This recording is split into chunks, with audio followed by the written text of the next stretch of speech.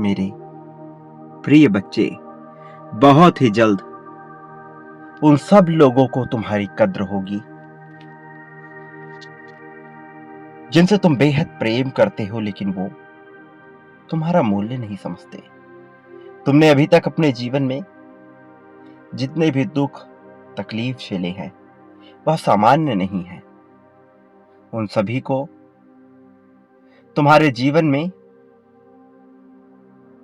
लाने वाले जितने भी लोग हैं वो तुम्हारे अपने ही हैं, अर्थात ये दुख तुम्हारे अपने ही लोगों के कारण है जिनसे तुम बेहद प्रेम करते हो, लेकिन चूंकि वह तुम्हारे मूल्य को नहीं समझते और किसी तीसरे के प्रभाव में आकर, किसी तीसरे के संपर्क में आकर तुम्हारे ही जीवन के साथ खेलने का कार्य कर रहे होते हैं, तो तुम्हें और भी ज्यादा तकलीफों का सामना करना पड़ता है। मेरे बच्चे, तुम्हें किसी को भी अपने जीवन के साथ खिलवाड़ करने का मौका नहीं देना चाहिए। मैं जानता हूं कि तुम्हारे भीतर अगाध प्रेम बसा है, तुम अपनों को तकलीफ में नहीं देखना चाहते, लेकिन यह संसार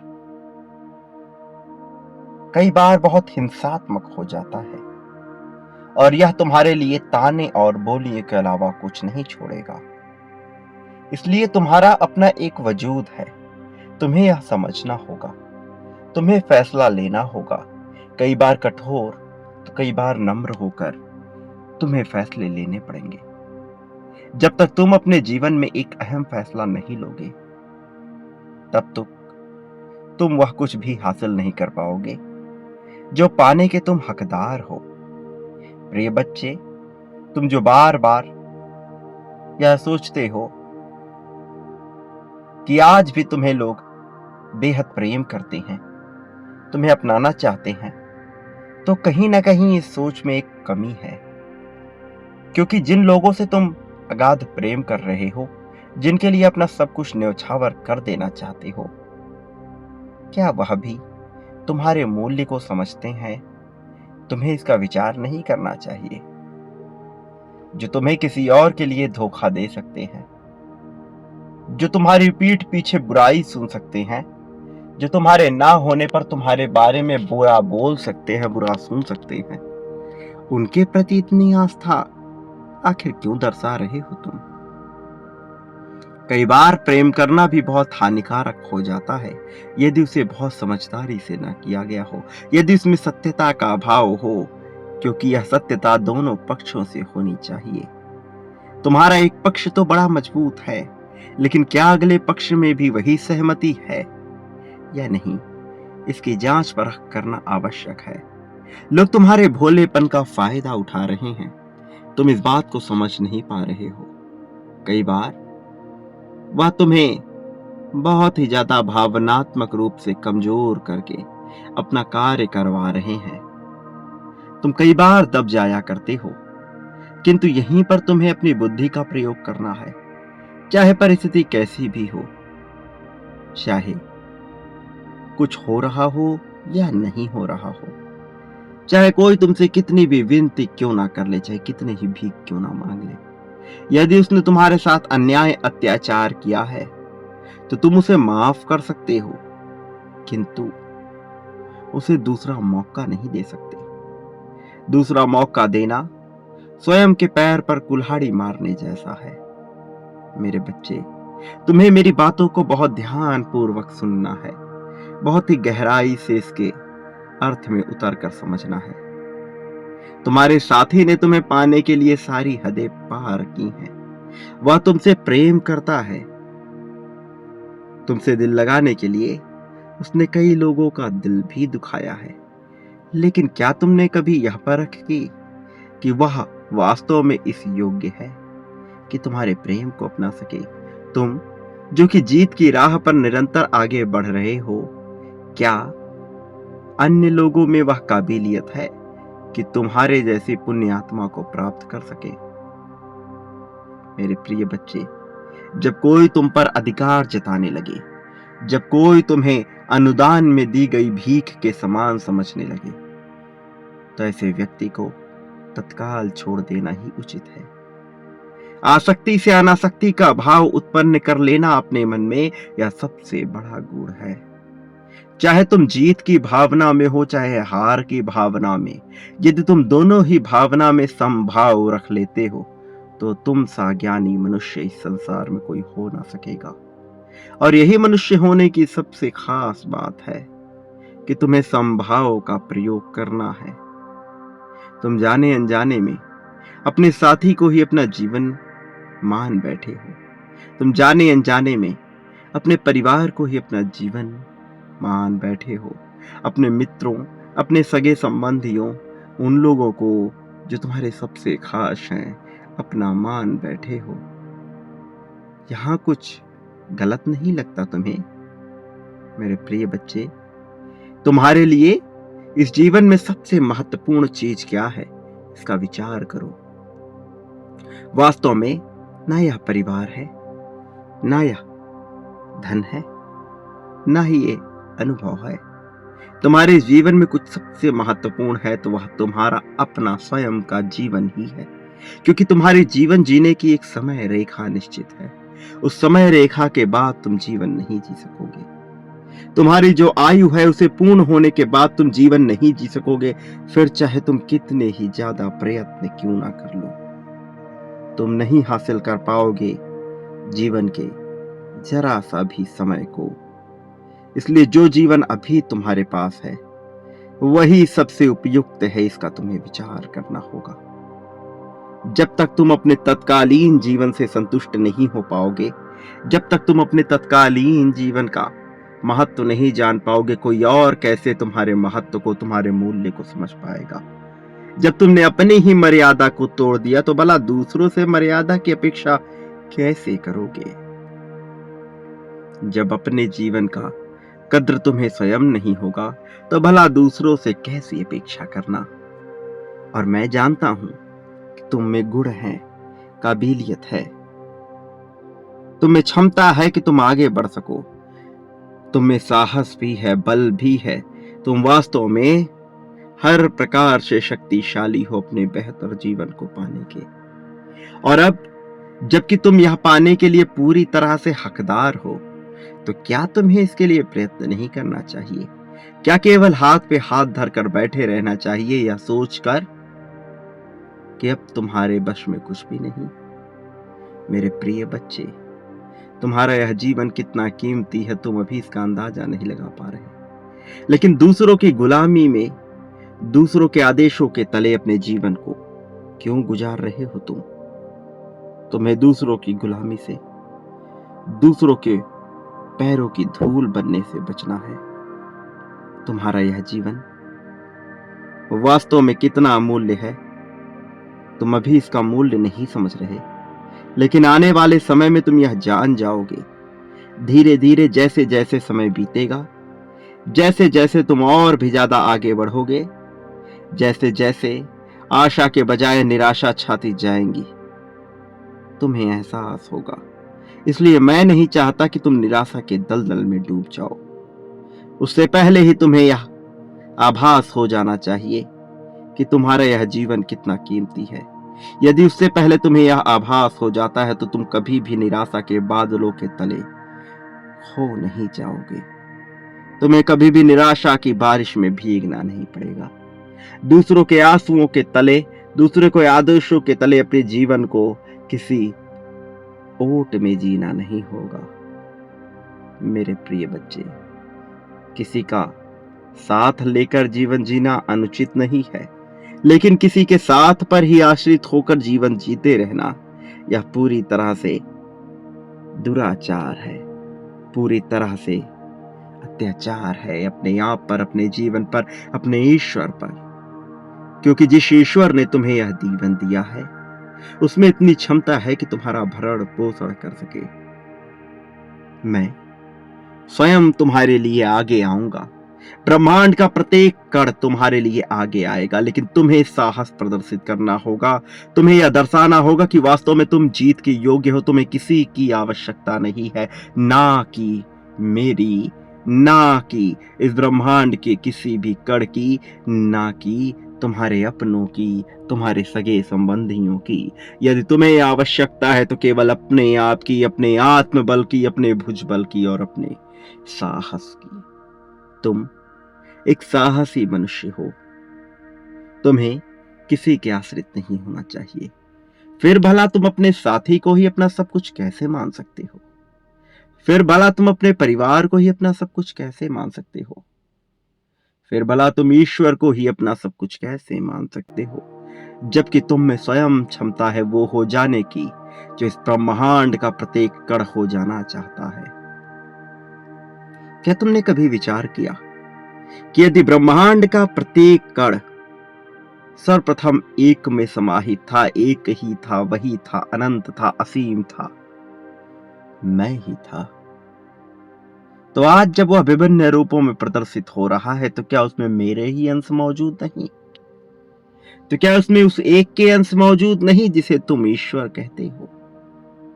मेरे प्रिय बच्चे, मैं ब्रह्मांड हूं, मैं ईश्वर हूं, मैं ही एक हूं, मैं ही अनंत हूं, मैं काल भी हूं, मैं अंधकार भी हूं, मैं ही प्रकाश हूं और मैं ही सर्वमान्य हूं। फिर भला तुम मान्यताओं के जंजाल में क्यों फंसते जा रहे हो, जब तुम जीत को बहुत ही आसानी से अपनी तरफ आकर्षित कर सकते हो, जब तुम जीत को अपने जीवन में अपना आधार बना सकते हो, तो भला निराशा के बोझ तले क्यों दबते जा रहे हो? तो भला अपने मन से तुम ऐसे विचारों को क्यों उत्पन्न कर रहे हो जो तुम्हें गहरी खाई में ढकेल रहे हैं, जबकि तुम यह भली भांति जानते हो कि तुम जो विचार करोगे वह सत्य हो जाएगा। सत्यता में परिणित होते उसे समय नहीं लगेगा। तुम निरंतर यदि निराशा के बादलों में डूबे रहोगे, निराशा के बारिशों में भीगते जाओगे और निरंतर अपनी निराशा भरी बातें करते जाओगे, तो भला निराशा के अलावा कोई खुशी तुम्हें कैसे हाथ लग सकती है? मेरे प्रिय, तुम क्या हो और क्या हो जाने को उत्पन्न हुए हो इसका विचार करो। यदि तुम असीम ना होते तो तुम मनुष्य ना होते। मेरे प्रिय, तुम जिन कल्पनाओं में डूबे हुए हो, जिस तरह के जीवन जीने की कल्पना कर रहे हो, जरा विचार करो, यदि वही तुम्हारी नियति होती तो क्या तुम्हारा जन्म वहां नहीं होता? तुम आज जहां जन्म लिए हो उसके पीछे एक कारण है। तुम यूं ही बेवजह यहां वहां पटक नहीं दिए गए हो, बेवजह यहां वहां जन्म नहीं लिए हो। तुम्हारे जन्म का एक उद्देश्य है। यह सब कुछ बंधा हुआ है एक तंत्र से। वह जो मैं हूं, वह जो अनंत है, वह जो काल से भी परे है, वह जो तुम से भी परे है, वह जो तुम हो स्वयं में। इसलिए जरा गहनता से विचार करो कि ठीक उसी जगह पर, उसी दिन, उसी समय काल में तुम्हारा जन्म क्यों हुआ। तुमने जो देखा है और जो तुम देखने वाले हो उसके संबंधों को पहचानो। तुम जिस तरह के प्रश्नों का उत्तर ढूंढ रहे हो वह तुम्हारे अपने अतीत में छुपा है, वह तुम्हारे अपने मस्तिष्क में छुपा है। जरा शांति से बैठकर विचार तो करो, जरा ध्यान तो लगाओ। तुम्हारे प्रश्न इतने कठिन भी नहीं हैं। तुम निरंतर मुझसे पूछे जा रहे हो, लेकिन एक बार स्वयं से विचार नहीं कर रहे हो। तुम चाहते हो मैं तुम्हारे प्रश्नों का उत्तर दे दूं। निश्चित तौर पर मैं ऐसा करूंगा भी, लेकिन नियति साथ तो उसी का देती है जो वीर हो जाना चाहता है, भले ही वह जन्मजात कायर क्यों ना रहा हो। लेकिन सबसे बड़ी कायरता तो यह है कि ये मान लेना कि मैं कायर हूं। तुम अपने आप को भला कायर क्यों मान बैठे हो? तुम अपने आप को भला निराशावादी क्यों मान बैठे हो? क्यों मान बैठे हो अपने आप को कमजोर और हताशा से भरा हुआ एक ऐसा इंसान जिसके जीवन में जीत ना लिखी हो? मैं निरंतर कह रहा हूं कि तुम जीतने के लिए जन्म लिए हो, तो निश्चित तौर पर तुम जीतने के लिए जन्म लिए हो। और आज जबकि यह संदेश तुम तक पहुंच रहा है तो यह प्रामाणिकता भी है कि जीत का यह दिव्य संदेश तुम्हारे लिए ही रचित किया गया है। भले ही यह लाखों मनुष्यों तक पहुंच जाए, हजारों लोगों तक पहुंच जाए, लेकिन तुम ही इसके केंद्र बिंदु हो। तुम समझ रहे हो, मैं तुम्हारी ही बात कर रहा हूं, यहां कोई और नहीं है। या तुम्हारे ही मन का भ्रम जाल है जिसे तुम माया कह रहे हो, जिसे तुम इस सृष्टि की रचना कर रहे हो। तुम वही हो जो असीमित हो, अपनी ही पूजा किए जा रहे हो तुम, बिना ये विचार किए कि तुम्हारी क्षमता क्या है, कि तुम कितने साहसी हो। एक तंत्र से जुड़कर भी तुम उससे ही अलग हो रहे हो। वास्तव में तुम मुझसे ही अलग हो रहे हो और मुझे दूसरों में ढूंढने का प्रयास कर रहे हो, जबकि मैं तुम्हारे भीतर ही समाहित हूं, तुम्हें जीत दिलाने के लिए तुम्हारे ही पास आया हूं। फिर तुम उस तीसरे में मुझे क्यों ढूंढ रहे हो, जो एक अंश मात्र है, जबकि तुम ही संपूर्ण हो, तुम ही पूर्ण हो।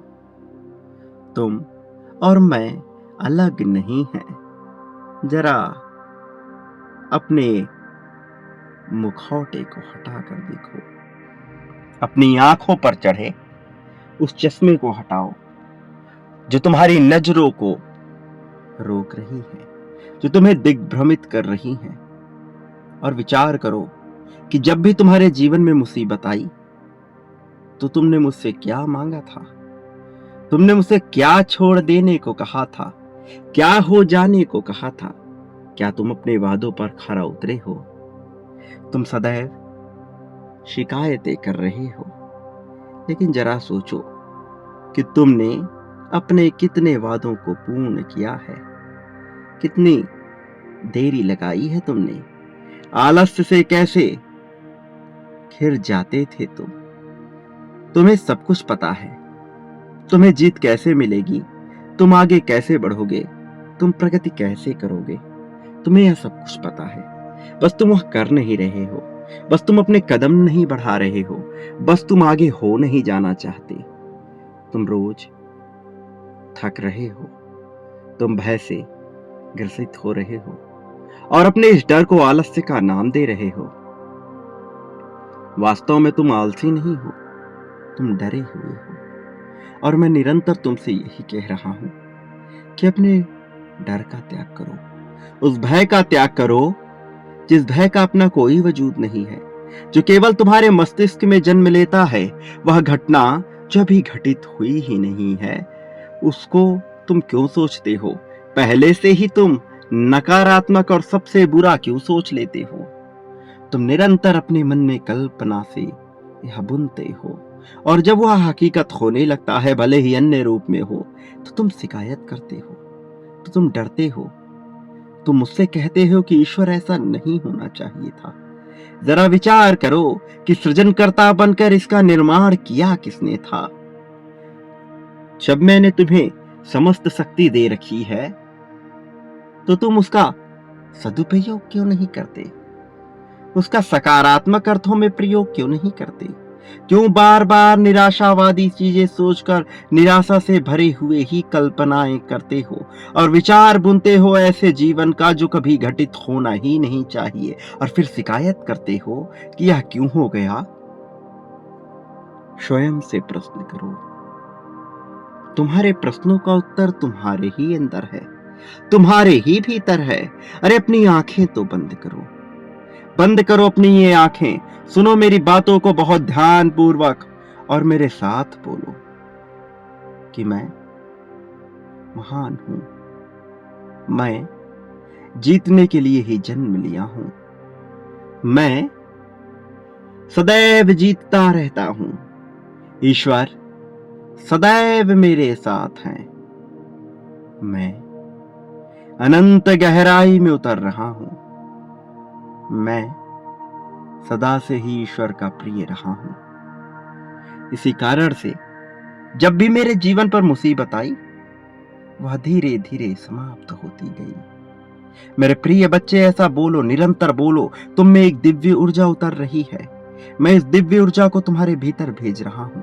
यह नीले रंग का प्रकाश, यह बैंगनी प्रकाश तुम्हारे जिस्म में उतर रहा है।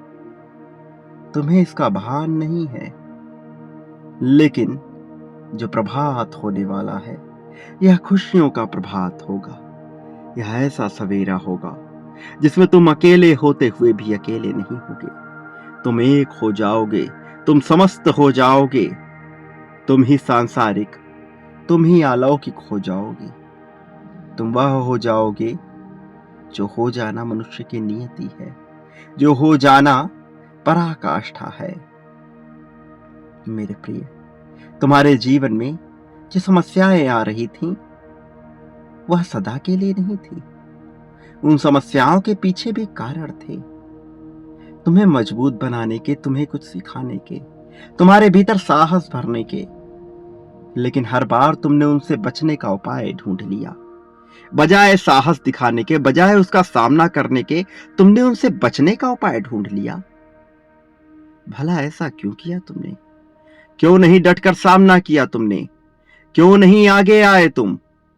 भला क्यों किसी और का सहारा लेने की तुम में प्रवृत्ति और क्षमता जागी? अपनी क्षमताओं का सदुपयोग क्यों नहीं किया तुमने? मेरे प्रिय, इतिहास चाहे जैसा भी रहा हो, लेकिन भविष्य की रचना सदैव तुम्हारे हाथों में होती है। इसी क्षण से तुम अपने नए भविष्य का निर्माण कर सकते हो। हाँ, थोड़ी तकलीफ होगी, हाँ संघर्ष आएंगे, लेकिन तुम्हें इन संघर्षों से प्रेम करना होगा, तुम्हें इन संघर्षों को अपनाना होगा, इन चुनौतियों का डटकर सामना करना होगा, आगे आना होगा, बोलना होगा कि हे जीवन, मैं तैयार हूं उस सभी चुनौती के लिए जो तुम मेरे समक्ष प्रस्तुत करना चाहते हो। तुम्हें बोलना होगा कि हे जीवन, जो भी चुनौतियां तुम मेरे आने वाले भविष्य में भेज रहे हो, मैं उसे सहर्ष स्वीकार करता हूं। मेरे साथ वह मूर्तिमान ईश्वर भी है और वह अमूर्त ईश्वर भी है, जिसे तुम नहीं जानते, किंतु मैं जानता हूं। ऐसा आत्मविश्वास प्रदर्शित करके तुम सामना करो मेरे प्रिय। बादलों को बन जाने दो, गुफाएं सिमट जाने दो, आंधियों को चलने दो, बरसात होने दो, गड़गड़ाहट होगी, ध्वनियां उत्पन्न होंगी, लालिमा छाएगी, मनुष्य धूमिल होगा, तुम्हारा जीवन दिग्भ्रमित होगा, भ्रम से तुम कांपोगे, निराशा के बादलों में भी खोओगे। इसके साथ ही भय तुम्हें घेरने का प्रयास करेगा, लेकिन किसी की मजाल है जो तुम्हें हार दिला सके, क्योंकि मैं हर पल तुम्हारे साथ रहूंगा। और एक बार यदि तुम में यह आत्मविश्वास आ गया कि मैं हर क्षण तुम्हारे साथ हूं, फिर भला इस संसार की कौन सी शक्ति में इतनी ताकत है जो तुम्हें हरा सके, जो तुम्हें डिगा सके, जो तुम्हें जरा सी तकलीफ भी पहुंचा सके। तकलीफ तो छोड़ो, तुम्हारे पास भी आने तक को वह डर स्वयं भी भयभीत हो जाएगा, डर भी अपने आप से ही कांपेगा। यदि तुम साहसी बन जाना चाहते हो, यदि तुम अपने भुजबल, अपने बाहुबल, अपने बौद्धिक क्षमता, अपने चतुराई, अपने चालाकी पर यकीन करते हो, तो स्वयं पर यकीन करना प्रारंभ करो। बाकी समस्त चीजें अपने आप घटित होंगी, क्योंकि तुम पर मेरा हाथ है। प्रिय बच्चे, स्वयं को महसूस करो, मैं तुम्हारे लिए ही आया हूं, तुम्हें जीत दिलाने के लिए ही आया हूं। तुम्हें कोई हरा नहीं पाएगा। हिंसात्मक सृष्टि में चालाकी का प्रयोग करना ही पड़ता है, और यदि तुम्हारे समक्ष या परिस्थिति उत्पन्न हो कि तुम्हें अपनी बुद्धि और चतुराई का प्रयोग करना पड़े, तो पीछे नहीं हटना। छल करने से भी पीछे नहीं हटना, लेकिन छल भी धर्म की कारण होना चाहिए, धर्म के लिए होना चाहिए।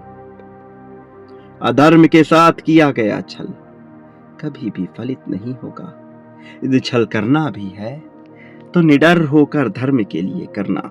और धर्म अच्छा या बुरा नहीं जानता, धर्म वह नहीं होता जो मान्यताओं ने तुम्हारे जीवन में बांधने के लिए तुम्हें प्रदान किया है। मैंने तुम्हें पहले भी समझाया है कि धर्म का सीधा सा अर्थ है कि तात्कालीन परिस्थितियों में जो भी सबसे ज्यादा सही विकल्प हो, वही चुन लेना ही धर्म है। याद रखो, विकल्प चुनने का मौका तुम्हारे पास हर पल होता है। तुम धर्म के मार्ग पर चलोगे या धर्म की राहों में अपने कदम बढ़ाओगे, यह चुनाव तुम हर पल करते रहोगे, और इसी से तुम्हारे कर्म निश्चित होंगे। तुम्हारे कर्म, अकर्म, कुकर्म सब कुछ निश्चित होते हैं, निरंतर घटित होते हैं। इसलिए मेरे प्रिय बच्चे, शांति के साथ बैठकर उसका विचार करो जो सबसे सही है। बाकी किसी भी चीज का विचार ना करो, बाकी सभी चीजें छोड़ दो। मेरे ऊपर अपना समर्पण तुम प्रस्तुत करो। तुम देखो मैं तुम्हें जीत दिलाने के लिए क्या क्या करता हूं। तुम देखो कि तुम्हें आगे ले जाने के लिए मैं क्या क्या करता हूं। तुम देखो कि कैसे तुम्हारे आगे चलने वाले भी तुम्हारे पीछे हो जाएंगे, कैसे तुम गुलामी की बेड़ियों को काट कर आजादी को महसूस कर पाओगे, उस स्वतंत्रता को जो खुली बादलों के नीचे महसूस होता है, जो हल्के मन को प्रतीत होता है। वो आजादी जो किसी छोटे से जलाशय में रह रही मछली को प्रतीत नहीं होता, और इसे तब महसूस होता है जब वह समुंदर के गहराई में गोते लगा रहा होता है। ऐसी आजादी जो कारागार में बंद किसी मनुष्य को महसूस नहीं होती। वास्तव में तुम भी कारागार में ही बंद हो, कभी सामाजिक बंधनों के कारागार में, तो कभी परिवार द्वारा थोपी गई मान्यताओं के कारागार में, तो कभी समुदायों द्वारा पहना दी गई ऐसी छिछली ओछी मान्यताएं जो तुम्हें पीछे ढकेल रही हैं। निरंतर कारागार में बंद होकर तुम्हारे मस्तिष्क पर एक बोझ सा बंध गया है, और इसी वजह से तुम हल्का महसूस नहीं कर पाते। इसी वजह से तुम चिंता मुक्त नहीं महसूस कर पाते और सदैव तनाव से ग्रसित रहते हो, भले ही तुम्हारे जीवन में कोई तकलीफ ना हो तब भी। इसलिए मेरे प्रिय बच्चे, यदि तुम्हें असली आजादी को महसूस करना है, यदि तुम्हें वह महसूस करना है जो महसूस कर जाने के लिए तुम्हारा जन्म हुआ है, तो तुम्हें मेरे बताए हुए मार्ग पर चलना होगा। आज जो संदेश मैंने तुम्हें दिया है, यह कोई सामान्य संदेश नहीं है। यह संदेश कोई ऐसा नहीं कि बस यूं ही घटित हो गया। यह एक योजना के तहत तुम्हें मिला है, वह योजना जो मुझ द्वारा बहुत पहले से रचित हो रही थी। इससे निकलती हुई प्रत्येक दिव्य ऊर्जा को तुम देख नहीं पा रहे, तुम महसूस नहीं कर पा रहे, किंतु यह तुम्हारे जिस्म में उतर रही है, तुम्हारे शरीर के एक एक अंग में प्रवेश कर रही है, तुम्हारे मस्तिष्क को बदल रही है। तुम धीरे धीरे इसकी सत्यता को स्वीकार कर पाओगे।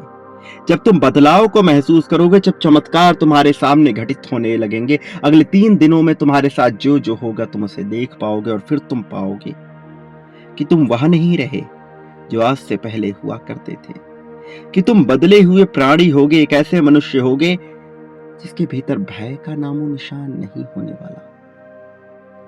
बस तुम्हें सत्यता के साथ इस संदेश को अपनाना है।